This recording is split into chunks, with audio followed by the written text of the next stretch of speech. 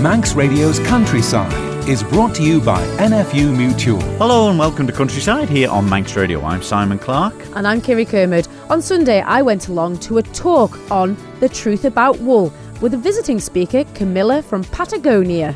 I popped along to one of the gardens on display at the Open Gardens weekend run by the parish of the Northern Plain.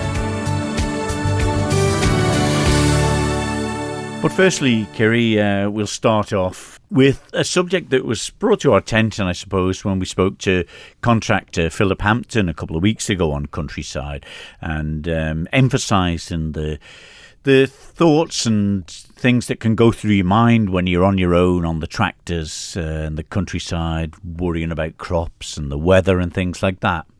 Mental health is always so tricky, especially within agriculture, and it is great that organisations have started up to support, but it's always just knowing who to turn to, isn't it? It's getting that advice when we need it most. Yes, and we're lucky enough to have a chat with Nicola, Curphey and Paula Dunlop from the recently formed I'll Stand Up to Suicide organisation.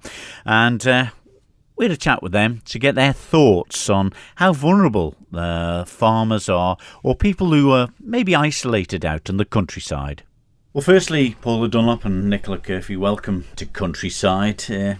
A sensitive subject for many reasons for lots of people around the Isle of Man, which we'll come to some personal experiences a little bit later in the conversation. But firstly, as we heard from Philip Hampton, Nicola, a couple of weeks ago, out in the tractors on your own, the weather affecting things, worrying about crops, can be a lonely place. Yes, we know that in the UK, 3 farmers a week take their own lives, and that the Royal Agricultural Benevolent Institution has stated that poor mental health is the biggest challenge facing farming these days. So it's a real problem, really, across the Isle of Man, well, worldwide, really. Yeah, well, when you say it in them terms, 3 a week on average, it's 3 incredible to think of that, isn't it? It is, and those problems are compounded by Brexit, inheritance tax, farm succession, and just the loneliness, really, of farming. But I mean, Nicola, does it, in the statistic, does it give sort of reasons why people in that occupation are so vulnerable? Just really lone working and the issues that I've discussed, really. Yeah. I think in days gone by there would be lots of agricultural workers on farms, and I think despite the digital age that people were closer, communities were closer. Yeah. I think that's part of the problem, really. Yeah, I think you've hit the nail on the head there, where years ago when they had the small tractors and people from different farms used to come round, didn't they? And one would have a big baler, one would have a spud harvester. They'd all sort of go round to each other's farms, where now there's just different big machinery around and contractors coming in, and people don't see as many people. No, just one person, and all the stress comes on that person. And we expect, I think people are too proud, really, to say that they're lonely or that they're stressed or ask for help. So that's what I'll Stand Up to Suicide is really for. And Paula, you were one of the founders of the charitable organisation. Yes, that's right. We launched in October 2023. And the aim was, actually it started with a conversation with another charity, similar charity in the UK, when I was on a training course, and I felt that that's something that we could mirror and do on the Isle of Man. It's definitely much needed. Yeah, and it's a strange place. You'd think a small place like the Isle of Man, where everyone knows each other's business, or maybe that's one of the contributing factors where, as Nicola said, people are so proud and they like to be a little bit more private, and it's bottled up. Yeah, and we found that very interesting, actually, when we delivered some suicide prevention training to the young farmers a few weeks ago. And we were doing some role play and some kind of discussions around the farming community and what stops maybe young lads from talking to their older kind of colleagues or their older family members. And they said that they would be embarrassed to ask if they were having problems, if there's anything they could help with. And it's very much, they felt that the perception would be that they were weak men in general, that it's a sign of weakness or vulnerability to discuss the issues you're having. There's society's expectations that you maintain all your issues on very broad shoulders and you get on with it. So there's an element of pride, maybe embarrassment, feeling a bit guilty for some decision making or whatever. But certainly the young lads felt that it would be quite challenging to approach an older farmer and ask them any personal questions. And it's an interesting one, really, because of all the campaigns that have happened over the last 15, 20 years or so. The cancer side of things with the bowel cancer screening and men with the prostate cancer screening, where it's become a lot more open and encouragement for people to talk about that. And you think to yourself, well, surely that's helping on the suicide side of it as well, but must be that little bit different. I think absolutely. I think there's still a lot of stigma around mental health and suicide, and there's a reluctance to talk about that. But like everything else, maybe it takes time, and we just have to keep plugging away, and there will be a shift in this for sure. And one of the aims of the charity is to raise awareness and get out there and talk about suicide, and not keeping it hidden and not keeping it kind of a taboo subject that people are fearful of. And I think the younger generation are kind of getting that now. They're starting to talk more openly about mental health and emotional issues. Our concern has always been the slightly over 40 age group seems to be the higher ratio of men that take their life. Well, Nicola, I did speak to you before we did the interview, and the suicide part that you're involved with in the charitable organisation now, it must have been part of your life from a very young age. Yes, my dad took his own life when I was 17. My brothers and sisters were younger than me. And one of the things that struck me really was that my dad was never mentioned again, really. He was very much put in the shadows. And I went off to nursing college after that. And I was always very keen that just because my dad had taken his own life, that didn't dim the person that he was or his light. So even though it's difficult and it's quite ingrained in you not to talk about your loved one, I think it's really important that we're brave enough to speak about it, because we can't ask people to phone the phone line and ask them to do a brave thing if we're not brave enough to talk about suicide. So when I'll Stand Up to Suicide came along, I was quite keen to get involved, really, as a way of getting the community to talk about suicide. So yeah, that's the reason that I volunteer for I'll Stand Up to Suicide. I work on the phone line and I'm the volunteer coordinator. We've got a phone line that operates from 2 till 10 at night, and that's staffed by volunteers. Some volunteers who take a 2-hour shift, and they can work from home. There's an app, so anyone that is feeling lonely or down can ring the phone line, and there's trained volunteers on the other end. Well, obviously it's very personal subject to yourself and many other people listening to the programme, but I mean, as a 17-year-old, did anyone in your family see any of the signs? Not that I know of, no. Not that I know of. The only thing that had happened was that the lime man had come and the lime had blown off the field. But that was the only thing, really, that anyone could pinpoint. And that seems to be the trend with suicide issues, doesn't it, Paula, where a lot of the time there is no physical sort of signs? Well, we also deliver some training on suicide prevention and awareness, and within that we are actually getting the information out there that when people go to the coroner's inquest, they actually do realise that there was some subtle subliminal messages that had been given out, but maybe we're just not aware of it. And so that's where our education is lying, and starting to look at some changes in behaviour, some changes in the language that people are talking in the weeks preceding taking their own life, that there may be clues, and oftentimes there are some little clues that are going on there. And And that's the kind of stuff that we're talking about, engaging people in, to say, be aware, kind of notice those kind of little changes that are going on. And it's at that point, then you can approach someone and be brave enough and have the confidence to say, are you contemplating ending your life? Are you thinking about suicide?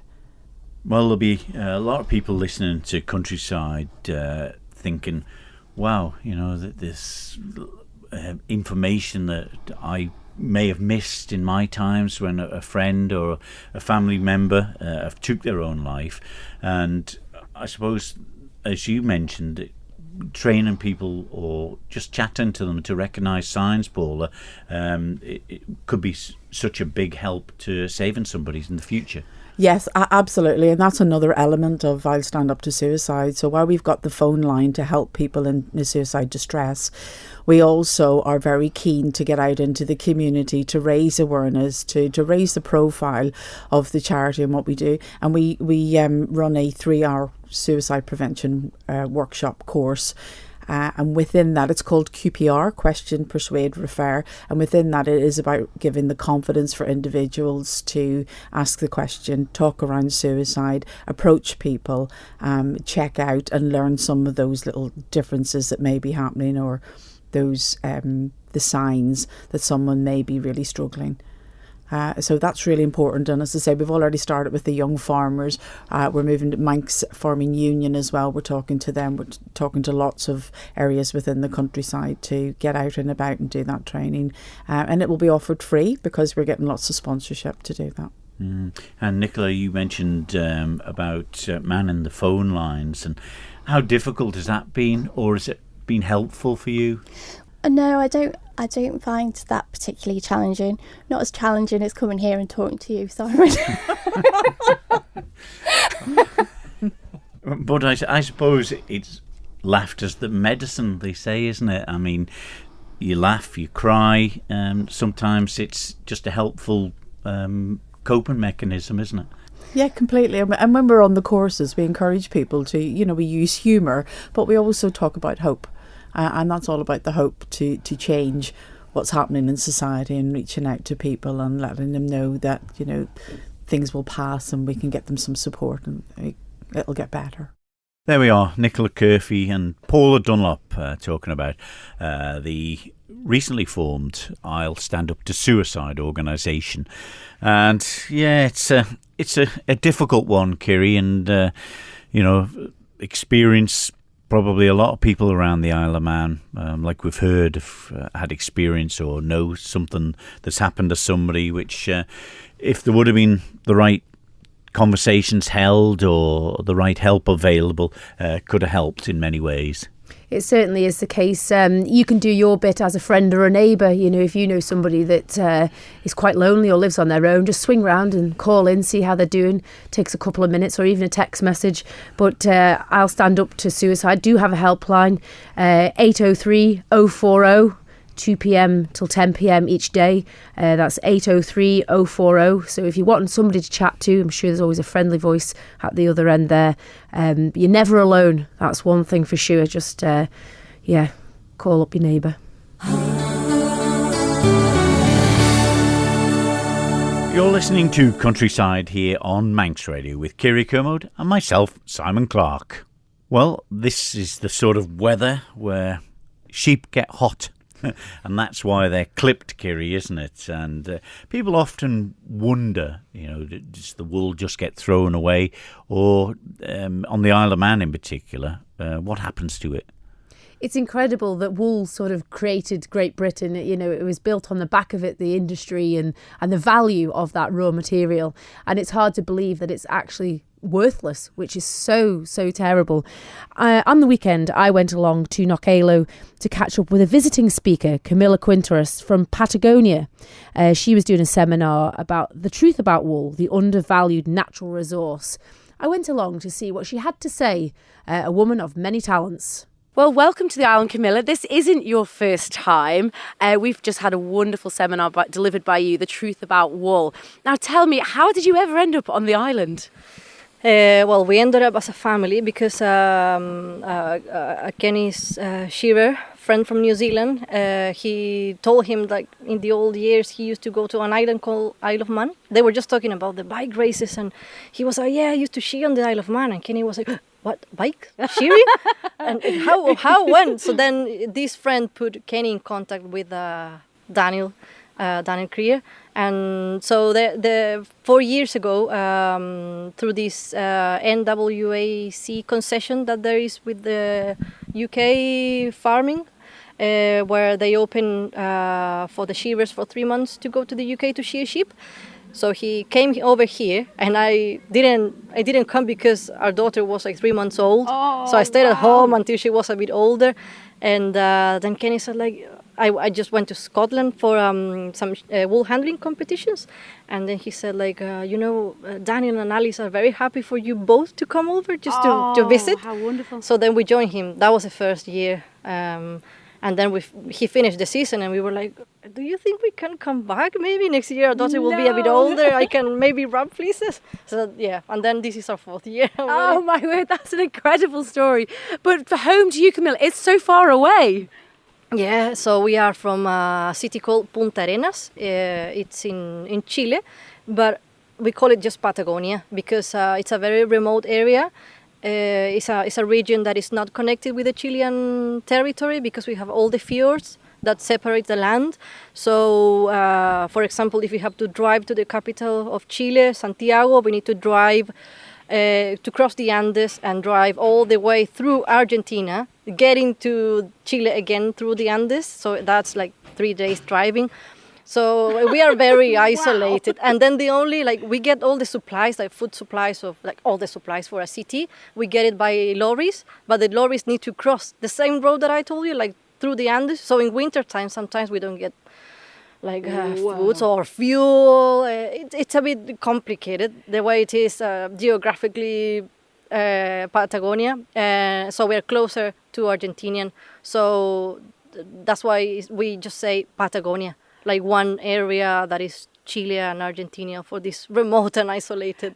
And you think, we believe here on the Isle of Man, we're quite isolated. So that is absolutely not true compared to the journey you obviously had to do as a young person growing up. And you grew up and you went off to university. You've got a heck of a backstory, Camilla, on what you do.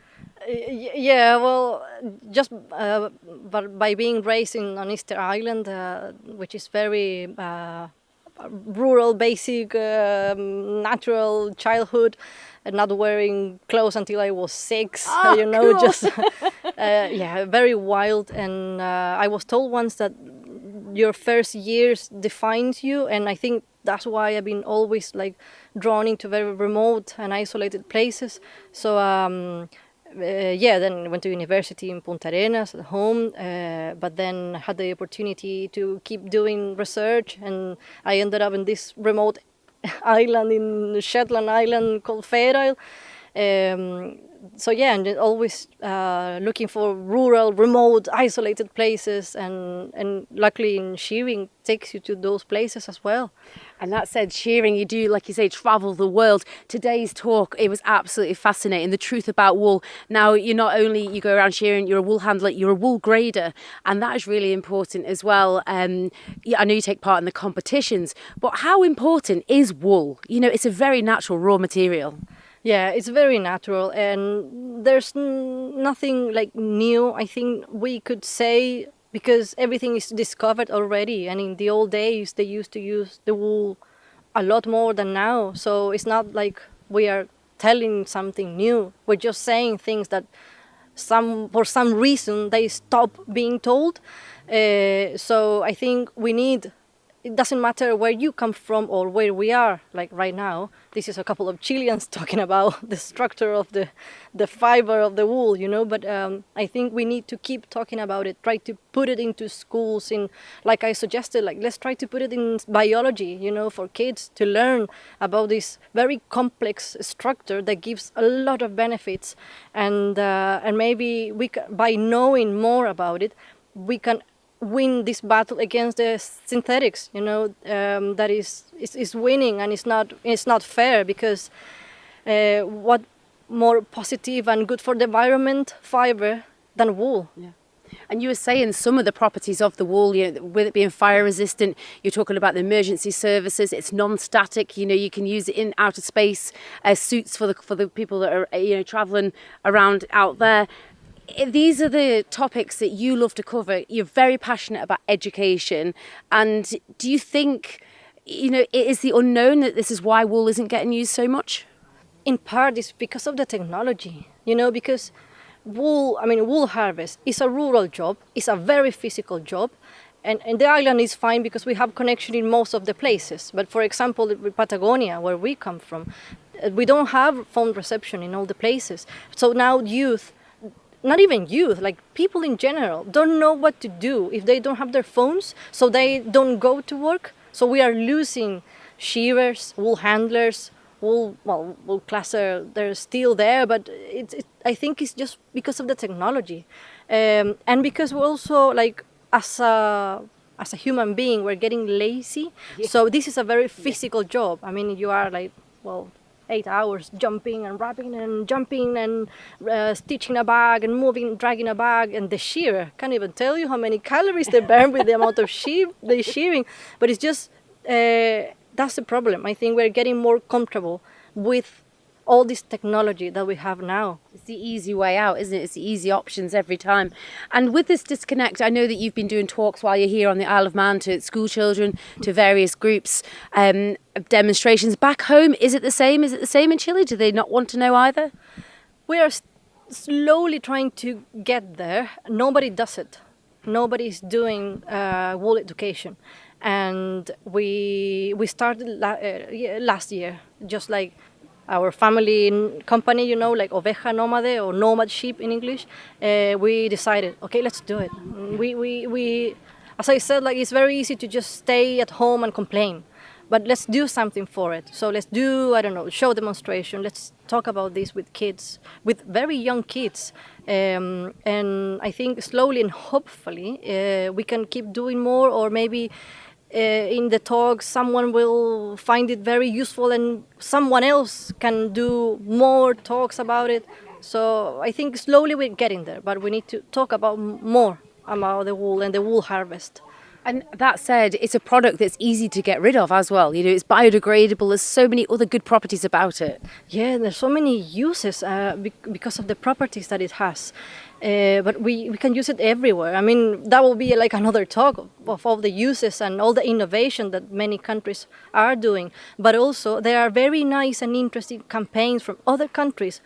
Spain has these guys called Wool Dreamers. They are fascinated the way they put these videos and the way they are talking about the wool. In the old days, there's campaigns in South Africa and Canada.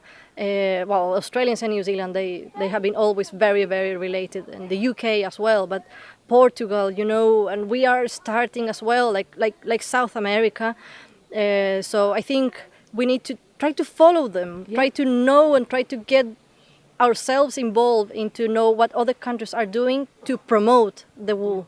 And you think one day it will make that resurgence? No, definitely. Yeah.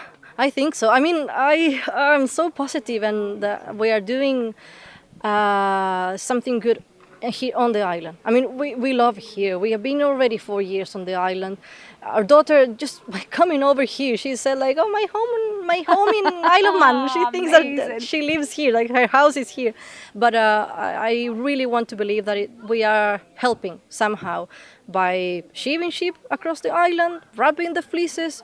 With these talks, with the Isle of Man shears, that it's the second year was this year, and it was a success. And next year we want to implement for the kids to involve and do a teddy bear shearing competition with wooden hand pieces. Amazing. Or maybe we can just have a couple of minutes and do very express the truth about the wool talk. And but I think we are making an impact. If it's tiny, at least it's something. Absolutely. And after here, Camille, where are you heading off to? So we are going to the Royal Welsh show and Corwen shear, doing sheep shearing, wool handling competition. We will do a wool handling development test, Chile versus Wales at Corwen. That will be very interesting.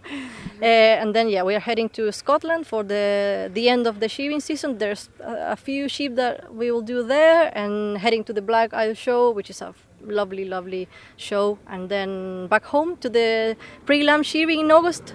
Oh my word, that is such a busy time for you.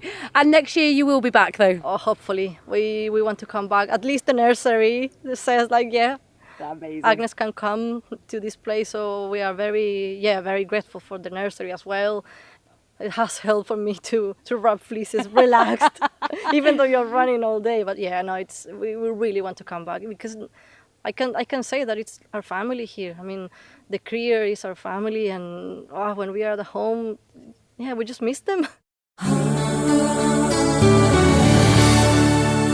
There we go. That was Camilla Quintras from Patagonia talking about the truth of wool. Interesting, isn't it? And as you said at the start of that interview, how wool was such an industry with loads of the looms and everything around Great Britain, the wool industry, not just the wool used for clothing, but other things, threads, and the lanolin used for soaps and products like that. All gone. It's such a natural material, and the sheep have to be sheared for their welfare purposes. It's just such a crying shame. But maybe one day there will be a resurgence back to it. And Camilla, it was great to hear everything that she spoke about, her travels around the world, the wool handling and grading. She's here every year shearing sheep. A wonderful woman. And thanks for the Farming and Wildlife Advisory Group for organising Camilla to do the speaking for this event. Well, it's been a reasonable spell of weather, and a lot of people have been out gardening and getting their gardens tuned up into the colourful sights we see around the countryside and gardens of the Isle of Man.